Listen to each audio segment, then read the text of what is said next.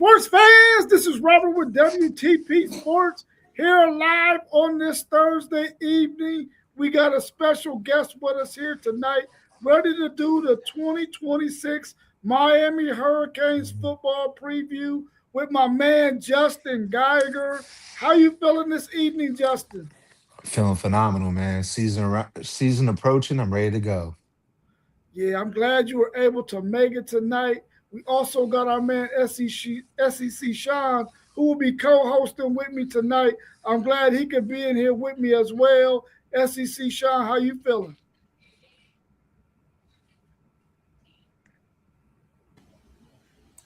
Yeah, it's cutting out a little bit. So, um, yeah, no, I'm glad. I'm glad to see you on here, Justin.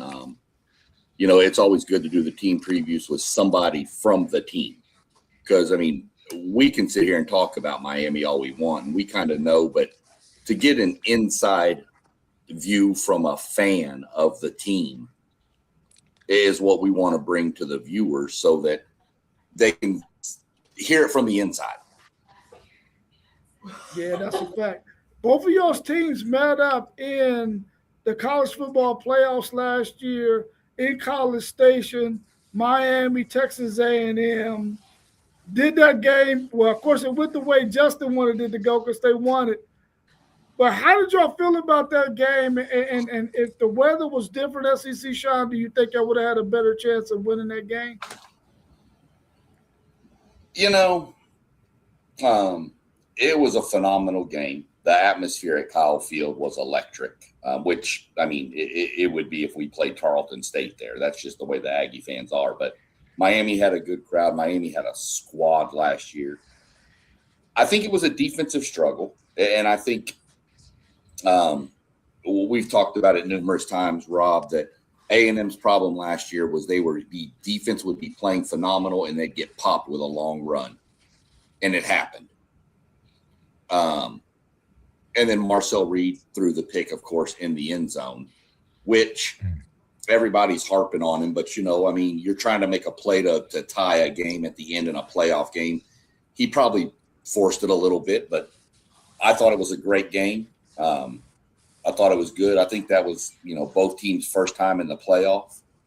So, it was really good to get two new bloods in there a little bit. And Miami and A&M have had some pretty good games throughout the past couple of years. We've played a few times, and they've been. I mean, Miami mollywopped us one year down there, but it's been a good little battle. Miami's a classic blue blood team, so that was my take on the game. I thought, in all honesty, I think the team that was more balanced won the game.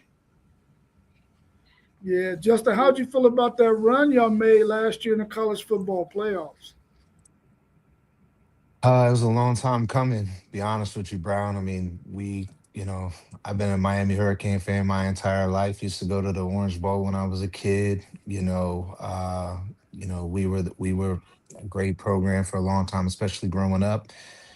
And we struggled for 20 plus years. And last year was just a great feeling, to be honest with you. I mean, that Texas A&M game was a tough game last year. Like again, we were talking earlier, it's probably my second favorite game of the year, not because it was, you know, crazy, but at the same time, just how good both defenses played. A couple kicks here and there. If either one of us could make a field goal, you never know what could have happened. It was just a different game, and it was fun, and the run was fun. And I was in Miami. I think I told you, Brown, I was in Miami when all of the games were going on. I was in Miami when I was actually in the Keys when we beat Ohio State, which was the best feeling in the world. So it was a great run, man. I was at the national championship last year. Actually, it was a home game, so it was fun for that. I mean, that or the stadium was crazy. The tailgating was crazy. It was just a fun environment to be in, and to see it starting to, this year, not a letdown. I feel like we're better this year than we were last year. So it's kind of just a really cool, just good to be back, man, to be honest with you. Yeah, well, let's get into some of the questions that we got in our chat for you this evening. Uh, Perfect. the first one we got on the board is what do you think about Darian Mensah, and where do you rank him among the two previous portal quarterbacks that Miami had the past two seasons? Well, Cam Ward is the number one. It's not even a question. Cam Ward, he really changed our program's direction. Cristobal obviously is a very big part of that, but Ward just changed the entire. If we had a defense that year, we probably would have made it last that year too. In my eyes, Cam Ward's the number one. I got to put Beck number two just because he got us to the ship. He didn't have the best season last year, but he got us there. And then when he got us there, he played good. He played really good. And I think Mensa honestly is probably the best talent that we got out of the three portal QBs. I watched him when we played Duke. He's really good. He's phenomenal. We paid him a bunch of money to come. So, it he and his wide receiver he brought with him, Cooper Barkhead, I think they're just it's hard to say. I think we're gonna make it to the ship again and be pretty close to it. So he's gonna be up there. But I got to put Ward and Beck one and two. Yeah, that makes sense because we've already seen what those two have done in a Miami uniform. We're waiting Yeah, to see what Darian Mintz is going to do. But like you said, he's probably the most athletic out of the two, the other no two. question. But we'll see what he does this season. I think he's going to have a phenomenal season, in my opinion.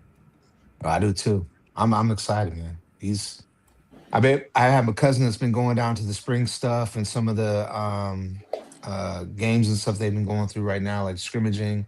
He's like his arm is unbelievable. It's just on point, and he's much more athletic than obviously Beck, but even way more athletic than Cam was. So it's going to be great to see. Yeah, for sure. The next question we got in the chat is from Post Game of the Post Game Sports Podcast. He Mm. says, "What's your confidence level for the offensive line going into the season after losing two monsters in the NFL draft?" Losing Maloga is gigantic. Obviously, if you guys pay attention a little bit to the NFL, they're like rating him probably the best offensive lineman that came out of the draft. Obviously, he's going to be crazy. So replace him is going to be tough. But we got the number one offensive lineman in the country last year out of high school. I know people are saying he's first stage starter in Cantwell. Just a complete monster, 6'8", you know, 300 pounds. They say he's the next one. So it's gonna be hard to replace him, but I think he's big. We got Akunla from last year who was really good, Rodriguez and McCoy. So we got some really good O linemen. And one thing that I'm not worried about is our O line or D line. In the trenches, I feel like we got the best program in the country. I mean, obviously I'm a fan, but with the coaching staff, with a Jason Taylor and I mean, trenches were just really good. Like last year, before the season even started, I told you, Brown, I said, man, our trenches game is just, we're really good. So I think we're gonna have a drop off, a little bit of a drop off, but I don't think it's gonna be big enough to make a drastic change. And we got a mobile quarterback now, so Yeah, for sure. SEC Sean, we got a question from you. You want to go ahead and tackle that one? Yeah. Something that's become interesting in college football is the tight end room. People are mhm. using the tight ends more and more and more. So, what are your expectations of your tight ends? And I'll bring them up in a second for you too. Um, Mhm. how much of an asset are they going to be looking at your wide receivers, which are loaded, and you've got a hell of a running back coming back? So, Mhm. what do you see your tight ends being more a blocker or more kind of a hybrid both? Just what are your thoughts on them? Last year they used Lofton, who's our starting tight end this year. Again, this year more as a blocker, and I think this year even more is going to be blocking. I know it's weird. In the past we've always had really good tight ends.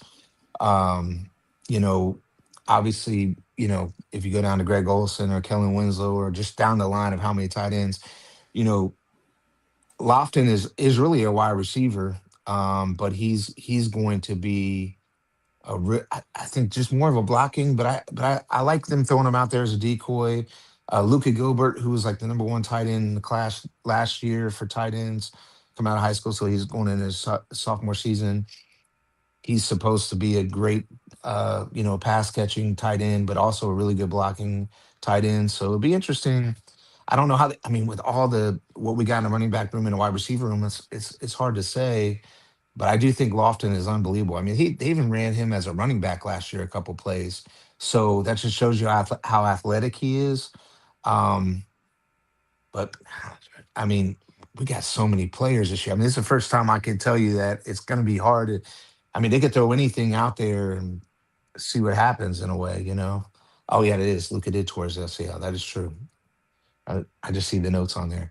But he was supposed to be the backup tight end. So Are the two kids here brothers, Hunter and Jackson? I don't think so. Harvard. Okay. Just it's not like a normal last name Yeah. like Smith or something, you know. So I was like, Not I that wonder if they're brothers. I don't know of that. I don't know that for a fact. I don't think so, but maybe they are. I don't know. Good question. Yeah. Yeah, our man Deepwater 1301, he said people are sleeping on Ben Cogden, the 6'8", 330 lineman. What's your thoughts on him, Justin? I mean, what I've heard in camp and also in the spring game stuff is he's unbelievable. But again, it's a guy that hasn't really been there for us to know a ton about. I know a lot of the locked in Canes people are talking highly of him. Um, I mean, he looks on paper, it looks unbelievable, but you know, they all do, right? You know, so hard to say. I mean, he's a name that they're throwing out there like he's going to be one of those players this year. So we'll see. All right, SEC Sean, you can take over again.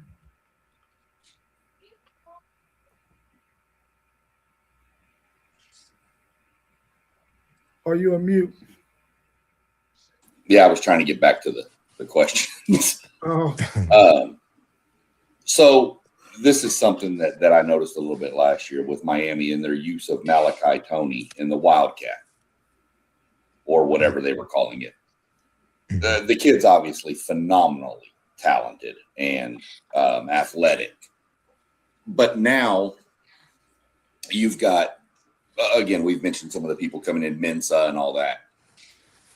Are you expecting Miami to still do that with Tony, or would you prefer him to be more just traditional, get outside, catch the ball, and make something happen? I mean, I want him to be traditional. I mean, I think besides Jeremiah Smith, he's the number 2 wide receiver in college football. Um, like, you answered it pretty much. I mean, Mensa's more mobile. I think they were kind of using Tony as that last year because Beck wasn't very mobile, and they were trying to throw the defense off guard by putting him out there and give him the opportunity to do something. He's just ultra talented, and I don't know if you've seen anything about him, but he's put on like 20 pounds of muscle, um, which to me was the biggest question for me as a fan. Him getting injured because of the way that he plays. I think that's they had him in the backfield a ton last year. I don't think that they'll do it as much this year, but I think they'll also try to throw something at the defense and throw them off guard a little bit. Maybe even put Mensa at a wide receiver role, or you never know. I mean, just kind of throw it around and see what happens. Which, if you're a defense, planning for us, it's gonna be hard to, if you see him in motion or if you see him in the backfield, what do you do? It's a great problem. It's a great thing to have for us. It's a problem for the defense, though. So I think he'll just be more of a wideout this year. They'll probably put him more on the outside, whereas before he's playing a lot in the slot. So we'll see what happens. But I'm super excited. I mean, that it's fun to have a guy like that on your team for sure. So Yeah, I know. 100%. Oh, go ahead, Rob. Sorry. No, you go ahead. No, you go ahead.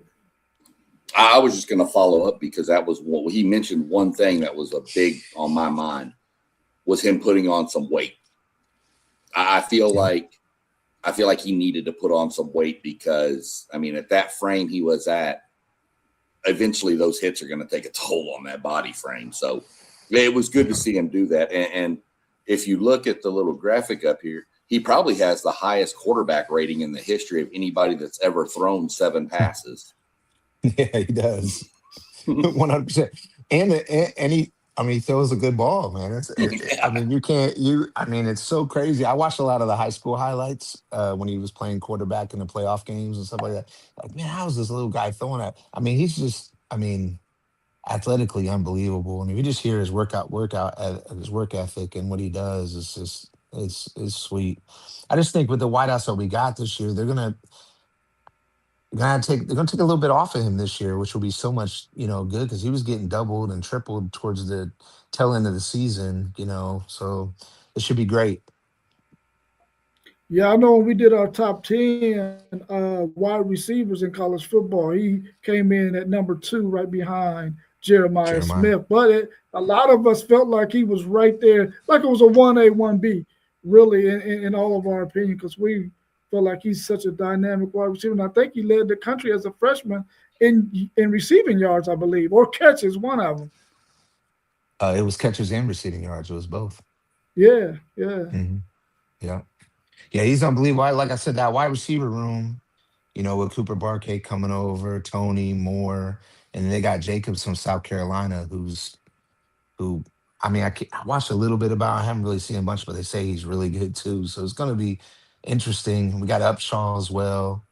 That transfer from West Virginia got kicked off the team last week. I don't know if you guys saw that or not, but so we even had more pieces, but I mean, I mean, it's a big best wide receiver room we've had in a while. So exciting.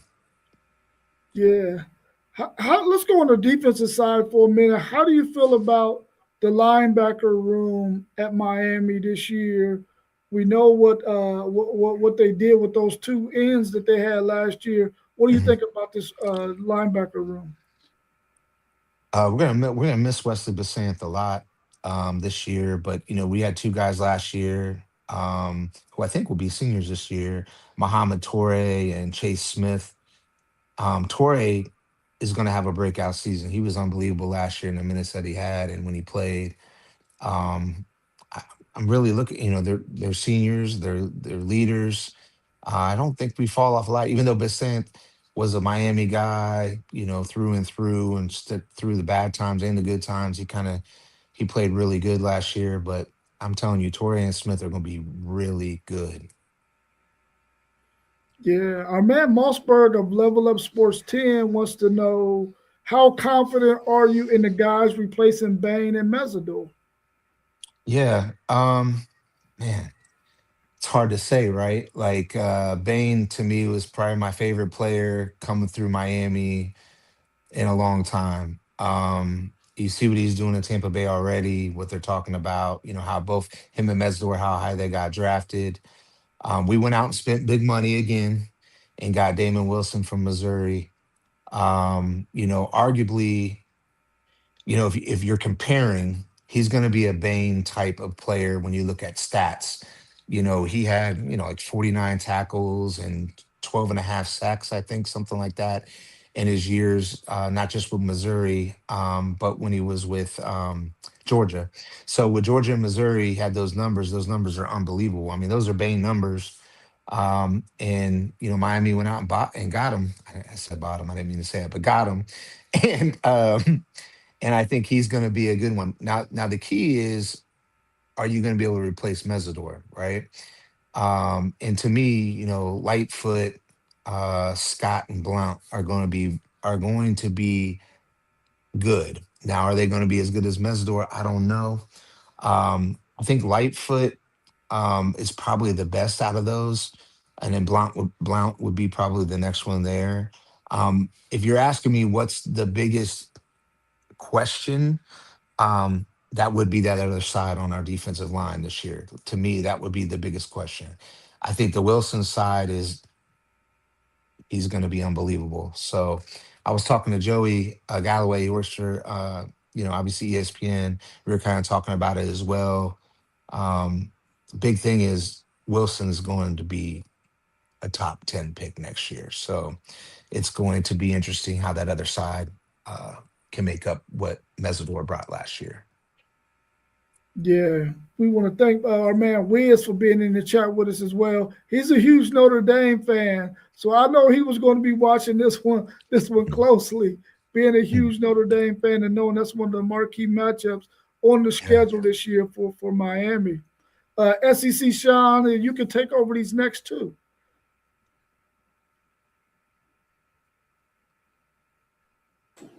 Let me unmute. Where was the next one? So we all know Fitzgerald, another. I mean, look, I'm going to come down and have to do some investigation because where you're getting these true freshmen that play like they've been in the systems for 4 years, I don't know. I've never seen it at any college football level that I can think of. I guess I mean Jeremiah Smith, but that was insane what that kid did on the back end, Fitzgerald. So, Yeah. outside of him, Mm-hmm. how are you feeling about your whole secondary as a unit? Just as good or better than last year. I mean, OJ Frederick, who started last year, unbelievable. Damari Brown, who was injured last year and only played half the season, was supposed to be our best DB, and now he's back this year. And then we got Xavier Lucas. I mean, all a lot of speed, all great players, all top ranked high school players coming in. So, and it's what they feed them in Dade County, SEC, Sean. I mean, it's Dade County. So you got Jeremiah Smith, who's from Dade County. I mean, it's what they feed them. They're playing all year round, where, obviously different areas of the country aren't playing all year round and serious about football, right? So um, again, I am very, very happy about what we got going on in the secondary. So I think last year, if you saw the first half of the championship game, where we didn't have starting safety because he had the targeting penalty in the game before, and we played kind of safe and prevent. And then second half when he played, how the game turned in our favor against Indiana. Um, I think this year is even going to be better. I just think they got a year beneath them, and also that experience of playing a national championship and what we did and what we didn't do. I think that's just going to resonate, and we'll be ready to rip.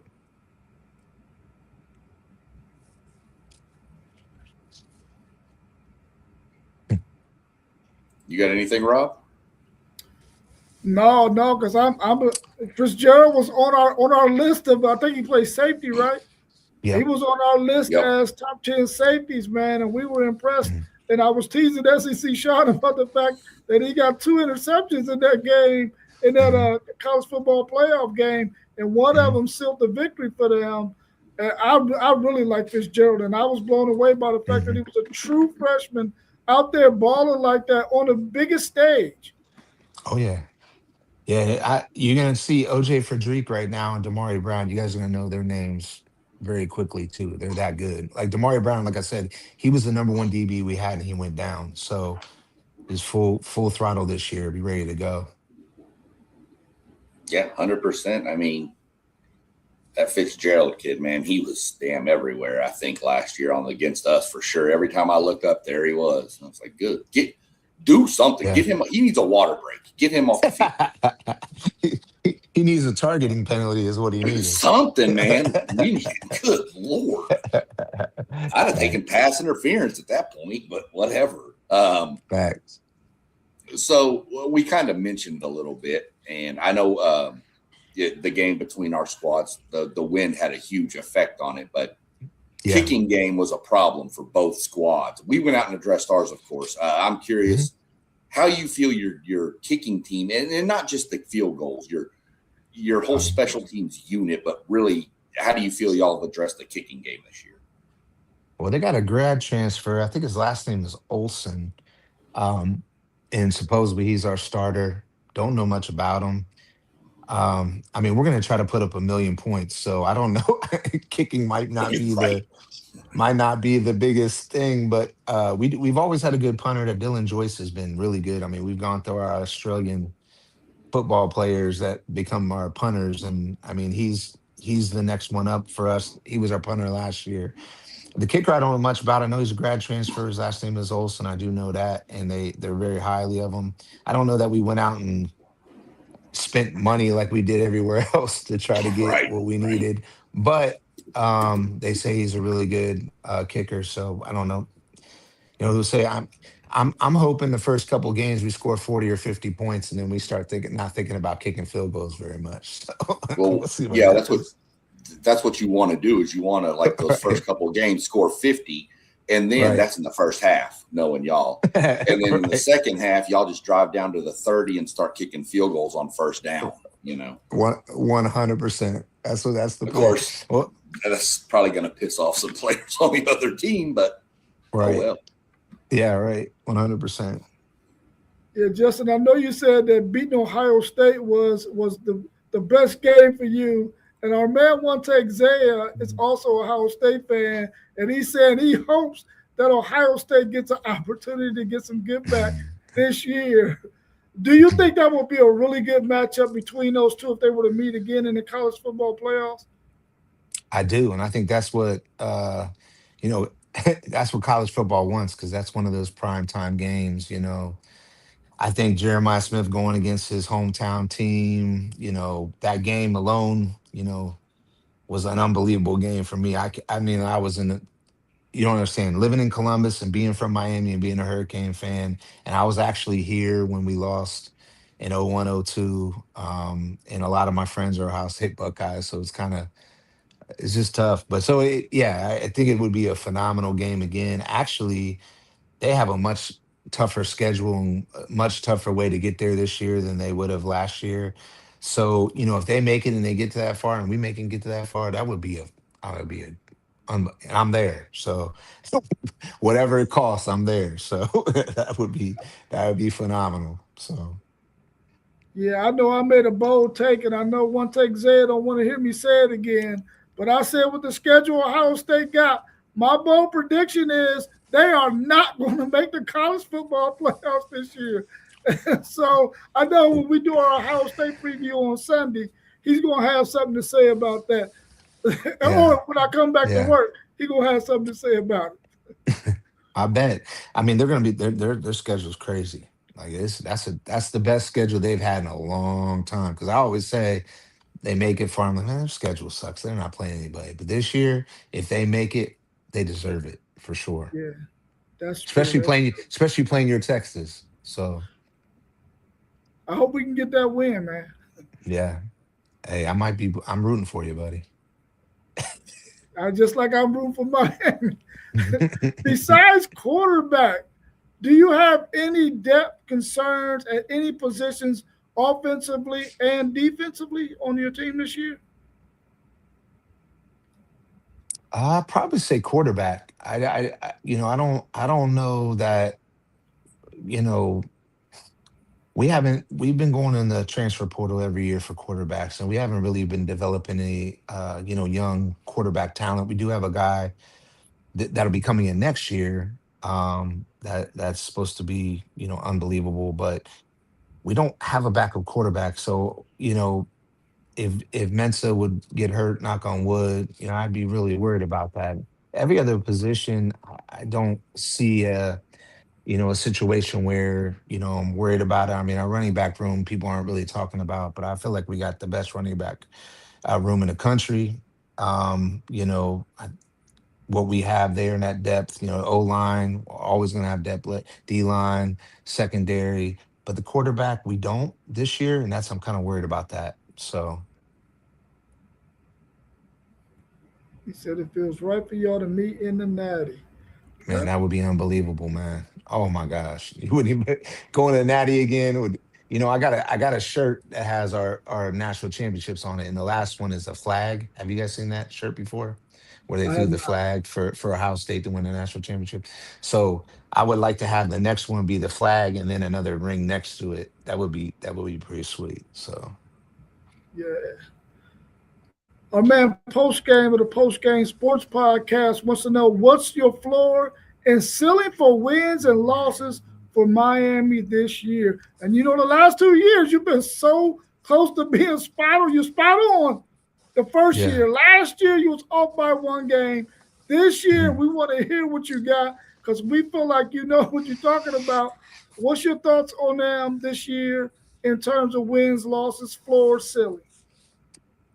Yeah, I mean, Sean brought it up before we started speaking. I think there's two games this year that on paper, one of them you're like, I don't know, Clemson's not very good, but an at Clemson game, I worry about. I still think we win it. I just think it's close. And then the other would be Notre Dame, November 7th. At Notre Dame, I mean, as a fan, you're saying, "Oh, we're winning that game. We're winning that game." But I think it's going to be tough for us to win. So I think we go through the regular season with one loss, and it's at Notre Dame. I think we'll have a close game. We'll have a close game at Clemson. And then the only other game that I think is going to be a game that's going to be a tough game because they always play us tough, even though it's at home. It's going to be VTech. So that'll be a tougher game, like maybe one of those close games. But again, like I said, this year one loss at Notre Dame, Yeah. All and I right. think that game is going to be close too. I don't think it's going to be a blowout either way, but it is the nighttime prime time game. I mean, that place is going to be loaded because they felt they should have been where we were last year. Um, I feel like I'm not a conspiracy theorist, but I also feel like there's going to be some calls that I'm not going to like as a Miami fan. So that's going to be a tough thing to be, and I'm going to be there. So, and you might see me get escorted out if it gets too crazy. So you might see me on TV getting a little loud and a little worked up. But yeah, Well, no, at Notre Dame. the good thing, Justin, is you're friends with Robert up here. Yes, sir. So if you go back, he can teach y'all what to do. When you get a call that doesn't go for you, just throw all your water bottles on the field and the ref will change the call and reverse it. Ah, hey, facts. You are right. 100% right. Oh man, that would be sweet though. Yeah. These next two are for you, SEC, or on you, SEC, Sean. Yeah. The next question I had coming was they haven't done it yet. Is I this the know. year Miami gets the ACC? Is this the year Yes. they bring that ACC trophy back? You really, in Yeah. my mind, have three contenders. In my Mhm. mind, you really have three: Miami, Louisville, SMU. Some of you. Yeah. Yeah. But is this where Would Miami gets it done? Yeah, I think it is. I mean, we don't play Louisville or SMU this year, which is very weird because we always play Louisville and they always play us tough. Me and Brown talked about it the last 2 years. Those are always games. I'm like, man, Louisville for some reason. And last year, well, the year before last, I was at Louisville when Cam Ward brought us back, and it was a close game. So yeah, no, we don't play Louisville or SMU this year. So I think this is the year, man. I mean, and we haven't yet, like you said, which is crazy, because every year I feel like we have a chance to win the ACC, and ACC has like a sneaky team win. Like last year, Duke wins. Like what the hell? Like, but the way it's all set up is strange. But I think this year is the year with this. The schedule kind of aligns, and we got talent to the game that I'm thinking or that we're going to lose at Notre Dame isn't a conference game. So, that's going to be one of those opportunities for us to do it in the ACC. And I see Isaiah asked, do you think Pitt Clemson could be sneaky games? For sure, Clemson's going to be a sneaky game. The thing about Pitt, to me, is Pitt's at home. If it was at Pitt and it was the winter time and it's cold, you could always count on it being a little tough for us because we don't like the cold, and I don't either. So it's one of those situations. It being at home, I don't think it's going to be a game. So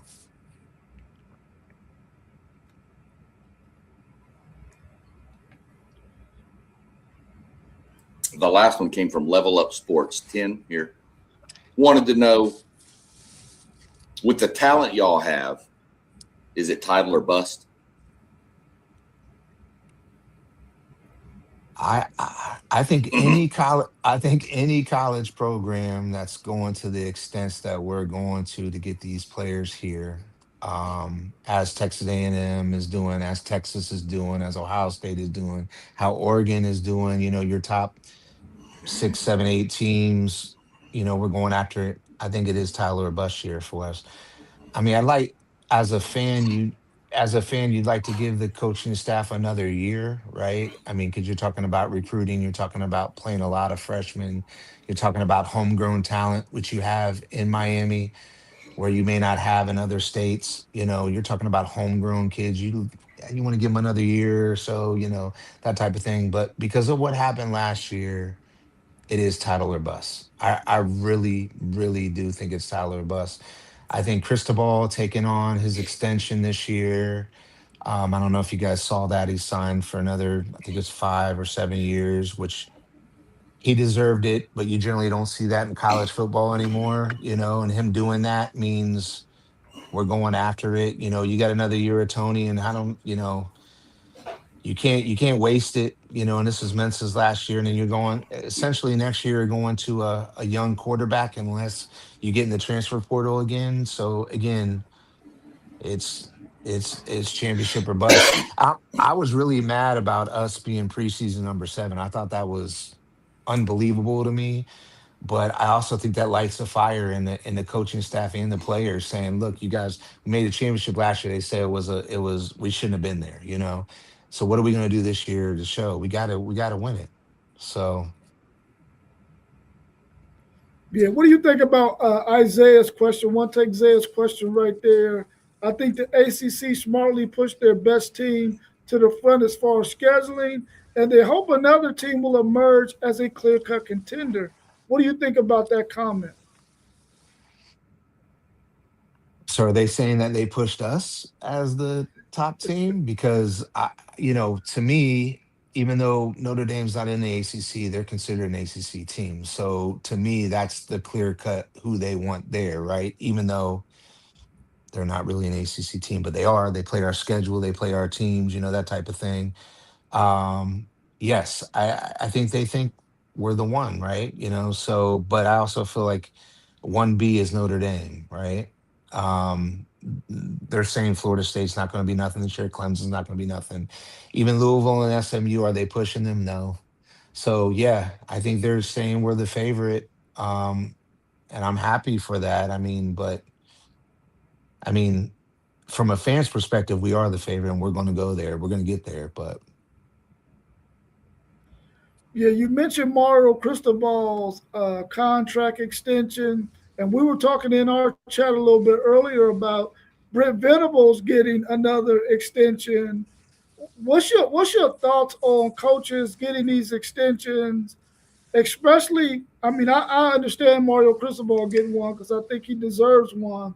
But what about Brent Venables? Do you think he deserved to get a contract extension? I know they made the college football playoffs last year, but do you think that Oklahoma is going to be one of those competitive teams that would allow their coach to be getting a contract extension? well, I think it's the name, right? I mean, if you're able to run a program with that kind of name and you make it, even though they're not the Oklahoma of the past, they're still Oklahoma, right? I mean, he's able to recruit. They're still getting players. I mean, they're still, he's still managing that, and they made it there. I mean, I think that's pretty much what it's going to be about. Even I don't know if it'll be as much when they expand the CFP. That may change the way they look at the coaching and extensions. But right now, with the how many teams are getting in, and if your team's making it, and the money that team and that conference is getting, I mean, they're gonna. And as long as you're not, as long as you're dealing with these kids who are almost professionals now already in the college landscape, and you're doing a good job at it, I mean, you gotta hope to keep the coaches. I don't think they had this. I don't think Cristobal even cared about signing 5 or 6 years because he's going to stay in Miami as in my opinion probably forever. But again, I think the Oklahoma coach deserves it, and he should have gotten it because of the name and where they made it to last year. In my eyes. SEC Shad, you got any more questions for Justin before I ask a couple of more? You kind of touched on the Cristobal thing. That was where I was heading. Not a real big deal. No, go ahead and knock off some of yours, and I'm sure something else will pop into my head while you're going. I'd like to know from you, Justin, if you had to pick the top 4 teams to get those top 4 slots Going into the college football playoffs next year, what would those four teams be if you had to come off the top of your head right now? I think Texas is going to be one of those top four teams. I think if when they beat Ohio State, that'll put them in the front there to get that pick because of where they're preseason ranked. I think Oregon's going to be there. I think they'll have a chance if they beat Ohio State. I know it's crazy just throwing Ohio State out there, but if they beat Ohio State, they'll be a top four team. Um, and then obviously us. And I even think if we don't beat Notre Dame, I think it would be Notre Dame as well. So that's the top four teams that I'm thinking. Process of elimination with a lot of these teams are playing each other, right? So I think it's going to matter where the game's at, right? So like if we lose at Notre Dame, will that really hurt us, right?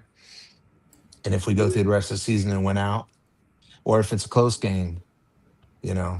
So all those things are going to matter. But I think Notre Dame, Ohio State, Oregon, and Texas are my four before the season starts. One take Zay wants to know about Jackson Cantwell, and he wants Oh, to know lineman. what are you hearing about him and his development, and does a Mhm. lot of his success depend on the development of him on offense? Yeah, that's the guy I was telling you guys about earlier about when we lost Francis Maloga. I mean, he's I think 6'8", 6'9", number one offensive lineman in his class. He came to school early last year. He's been practicing with the team even from uh, like I think probably like 3 or 4 games before the end of the season and through the playoffs. So he's been there all winter, going through all spring, and now ready. I mean, he's the one. So I think Ohio State had him, Georgia, Alabama, everybody was up and up to grabs to get him, and he came to Miami. So, man, that's one guy that I'm super excited about, like Maloga was for us. And again, a freshman and starter, and they're saying he's whenever he goes is going to be number one pick automatically. That's just crazy to hear, but a lot of expectations on him for sure.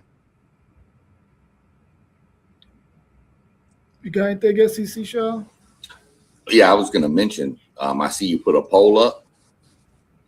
So I was going to mention to everybody in the chat real quick. I do have a question coming for you, Justin, after this, real quick. Okay. The question in the poll is, will Miami win the ACC championship?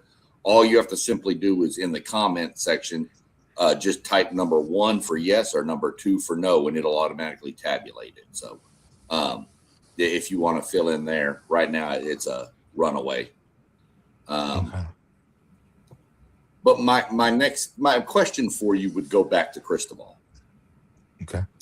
And I want to touch base on, there was always the stigma around him of he's going to drop a game or two he shouldn't. Mm-hmm. So I want to remove Clemson and Notre Dame from this.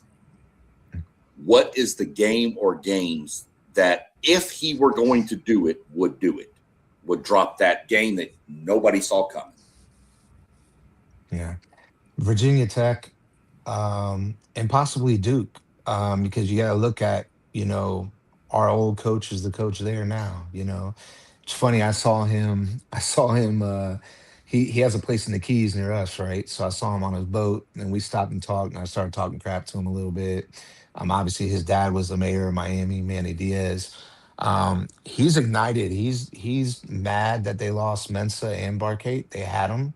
He had re-signed to go back there, and then Miami came and got from him. So they're going to have a lot of added, anger and frustration and readiness to come after us. Even though it's at home, that'll be a tough game, and I could see that would be one that, like you said, I don't fully put it on Cristobal, but there could be some calls or some things that you're like, oh man, why did we do that? In any college game. But Virginia Tech as well, with them having Franklin as as their coach now from Penn State, they're going to be motivated to get a big win. I don't know that they'll have too many wins, but I think they'll be ready for us. And again, it's at home, so you're saying, okay, these are automatic wins. That'll be tough because Virginia Tech's going to play good. They're going to have a good special teams as they always do. Franklin's going to have them humming. So I think those two games would be the ones like, oh man. these are must, if you're betting on them, you're betting for Miami, but you just never know. Our man Post Yeah. Game popped in with a question real quick. Were you going there, Rob, or were you going with it one of your own? Now you go ahead and ask that question from post game. I'm gonna answer this phone real quick. All right. So Post Game had a two-part question. We kind of touched on part of it earlier, but this is a little different. What kind of Mhm. workload do you see Cooper Barkate having? And do you think this is going to take away from Tony's workload with Barkate's addition? And he also wanted to chime in before you answer real quick that he thinks Miami has the best starting receivers in the country. Do you agree with that? Well, as a fan, 100%. I'd like to say, I think Tony's better than Jeremiah Smith, but that's kind of my homerism a little bit. I think Jeremiah Smith's stronger and bigger, obviously a wide out. But I do feel like with Barkate, him, I think, them getting the kid from South Carolina, Jacobs from South Carolina, also Josh Moore and Upshaw. I think we have the best wide receiver, um, you know, class there is right now. To the Tony question, I think it's actually going to benefit Tony to have Barkate on the field. Barkate's more of a possession receiver from what I've seen. Obviously, Mensa's going to have a lot of um, he's going to feel good about throwing him the ball, right? But I think that'll also give Tony the option to really get loose this year. Beck had a good arm. Obviously, you're seeing it with the Cardinals now, but they're saying Mensa's arm is much much better and a little more precise. So I feel like Tony's going to just get a lot of better options. I think he made a lot of he made a lot of catches just because he was him, right? Whereas this year with a better wide receiver room, he's going to have more of the field. He's going to have more options. He's going to be more open. Going back to your very first question about the tight end position, even throwing Lofton the ball more, or even running the ball with Flesher, Brown, Pringle, Jordan Lyle, if all those different guys that we have in the running back room. I mean, I think he's just going to have more and more options. I think he's even going to have a better year this year. I think he's having a better year this year, or this coming year, than he had last year. I really do.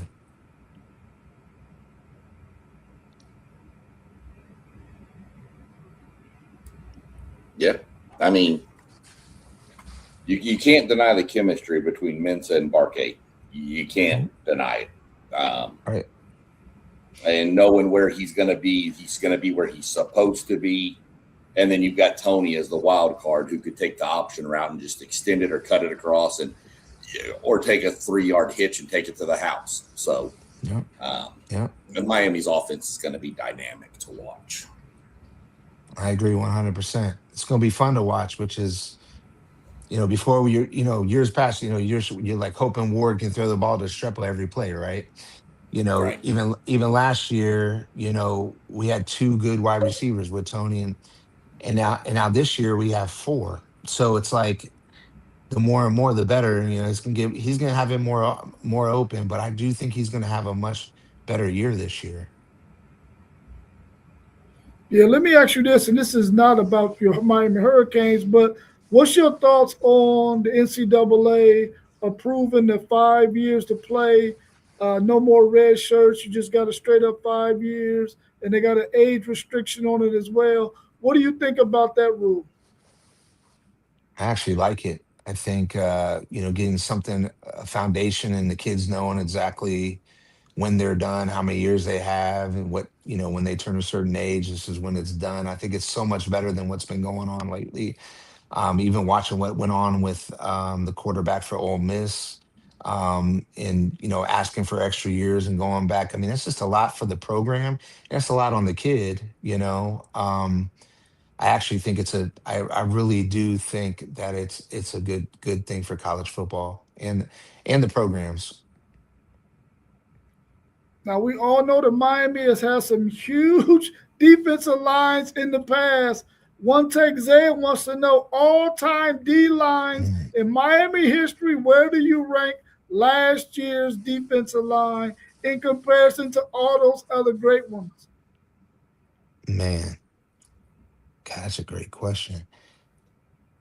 I gotta go with, oh man, the the D line that we had with Warren Sapp, um, Jonathan Vilma, man, it's like Calais Campbell. Man, I mean, I that would have to be one. I think last year is two. I mean, you're gonna see a lot of times when we talk about college football lines, we think about their NFL careers, right? So it's hard to go back and think about those guys. When I'm saying those names, you're thinking about their NFL careers, right? But I mean, if you look at the dominance that Miami had during those years, it's got to be that that team for those 2 or 3 years, just unbelievable. But I will put last year's number two. Um, it was, Bain, if he wasn't injured the couple of years beforehand, I mean, he would probably go down as one of the best defensive linemen to ever come through Miami. And that's a lot of shoes to fill, but he got injured, right? So you can't really say anything. But last year's dominance, if you watch in the trenches, even any of I mean, Ohio State alone, if you watched the way Mesidor and Bain completely humiliated Ohio State's offensive line, those two players alone, you got to put them up there because they were just unbelievable. And if you watch the Texas A&M game, we go back to Sean's team. I mean, if it wasn't for those two ends, I mean, we brought up Fitzgerald and him being all over the field, but he was able to get all over the field because of Mesidor and Bain, right?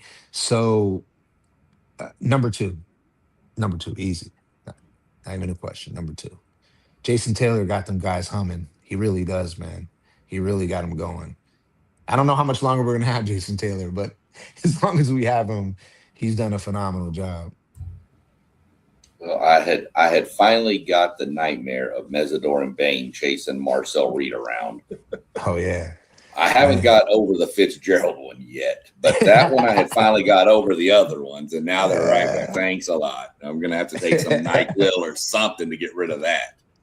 Well, hopefully we get to play again. Wouldn't that be great? No, that D line was phenomenal. That Yeah, was one of A&M's strongest O lines recently, and they just yeah, told them get out of the way. yeah. What was the O line player you guys had last year? Was like number one in the country, and he was struggling with he was Basantis, struggling. Yes. Chase Yep. Basantis, Yep. number 71. Yep. Yep, Yeah. and he had faced SEC edge rushers. That just tells Yeah. you the level. And I'm not making this an SEC anything debate. I'm just saying No. SEC has edge rushers, and Right. he had faced them and held his own all year until then. And that tells you he might have struggled a little bit against Colin Simmons too, but that's a whole different animal too. That just Yeah. tells you the level that those guys were at. Right. Did you guys play Wilson last year with Missouri? Yes, he didn't do much against us. Okay. We kind of throttled Missouri, but I think I'm going to be fair here and give Missouri some credit. They were playing with their first. That was their freshman's first start. Got thrown to A&M, Got it. and we had a pretty good defense last year, so we kind of shut them down, and that defense was on the field a lot. He showed some flashes, but he was nothing I was super excited over of what he had done against A&M, but he had done good against some other squads. I'll tell you that much. I mean, 9 sacks in an SEC is pretty good, Yeah. So Yeah. I think y'all are going to be extremely happy with it. He's athletic. I'll tell you that much. He's pretty athletic. Yeah. I've seen some pictures of him. He's got like a 10-pack. So Yeah. Yeah. he looks the part for sure. I was like, damn, he got like a 10-pack. It's crazy. So Yeah. He had a 12-pack, but Eli stole 2 of them. right. Got it. We're trying not to keep you past an hour, but the Nah, chat man, you're loves good. you so much. Good, man. They've You're good, got bro. more questions for you. So on Good, that man. post game of the Post Game Sports Podcast, does Justin think the interior of Scott and Moulton will be what Bain and Mesidor was on the edge last year but from the inside. I Yes, and I think I said this earlier. I brought their two names up, along with Lightfoot and Blunt, um, because of Wilson and his ability. Like Sean just brought up, you got those two guys coming from the inside, and again, you got one of the best trenches coaches out there with Jason Taylor. They'll be ready, and I do think they'll be coming from all angles. Like I said, defensively, even though we're losing one of second best line we've ever had. Um, Defensive line we ever had, the ones that we have and the experience that they have now after playing in last year and in the playoffs and who they played, given the Texas A&M such a great offensive line and Ohio State and then Indiana playing with all their 30-year-old guys on the offensive line. Now we'll be completely ready. And I really do think that they're going to put pressure on everybody. Camp is saying, I mean, my cousins have been going to the camp and the spring games, that the defensive line looks just as good or better than last year. Yeah, that's what one take say is saying as well, that this line has the potential to be better for sure. Yeah. I know back during the Tom Herman era at Texas, he didn't allow for former players to really come around the program. Last year, when Miami made that run, we seen, and even before that, we've always seen players on their sideline. As a fan, how important is it for you as a fan to see all of those former players on the sideline, really rooting on their program that they play for and the team that they represent for the rest of their life? They're what they call them, lifers or whatever. Yeah. Well, I knew that the slogan is Green Tree Made Me. That's Green Tree Street where the practice facility's at. I love it. Man, I'm telling you, going to the games in Miami is probably a similar way you guys feel about going to Texas or a Texas A&M game, or for when Ohio State play, Ohio State guys go to Ohio State games. I mean, it's a great feeling. I think for Miami, you know, the way the media portrays Miami in general, obviously Michael Irvin, they show every single game all game long and how locked in he is. They show Ed Reed with a gigantic hat or, on the field or on the, whatever. You see The Rock show up to games or whoever it is. I just think it brings so much more aura to the team. I also feel like it really gives motivation and confidence to the players. So when you have those kind of players, and arguably the best players that ever played the game, not just for Miami, but in general. I mean, you got Ed Reed is probably the best safety to ever play the game.